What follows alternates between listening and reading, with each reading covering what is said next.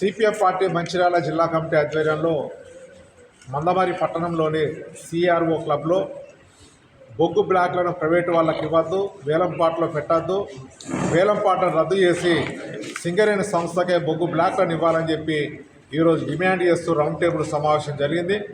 ఈ round table సమావేశానికి ఈ జిల్లాలో ఉన్నటువంటి అనేక సంఘాల ప్రముఖులు హాజరై విలువైనటువంటి సూచనలు, భవిష్యత్తు పోరాటాన్ని రూపొందించుకోవడం అనేది జరిగింది. సింగరేణి అంటే సింగరేణి సంస్థలో పనిచేస్తున్నటువంటి కార్మికులు, ఉద్యోగులదే కాదు, ఈ సింగరేణి సంస్థ, ఈ సింగరేణి మీద ఆధారపడి జీవిస్తున్నటువంటి ప్రతి ఒక్కరిది ఈ సింగరేణి తల్లి. అందుకే ఈ తల్లిని కాపాడుకోవడం కోసం రాబోయే కాలంలో పెద్ద ఎత్తున పోరాటాలు చేయడానికి ఉద్యోగులు, కార్మికులతో పాటు మొత్తం సమస్త ప్రజానికము పోరాటాలకు వస్తుందని చెప్పి సందర్భంగా తెలియజేస్తున్నాం.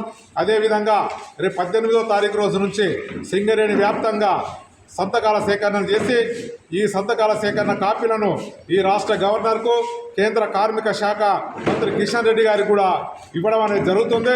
కార్మిక సోదరులు, ప్రజలు ఈ సంతకాల సేకరణలో పాల్గొనాలని, బొగ్గు బ్లాక్ల వేలంపాటను రద్దు చేసే వరకు పోరాటాల్లో కలిసి రావాలని చెప్పి సిపిఎం పార్టీ మంచిర్యాల జిల్లా కమిటీగా విజ్ఞప్తి చేస్తున్నాం.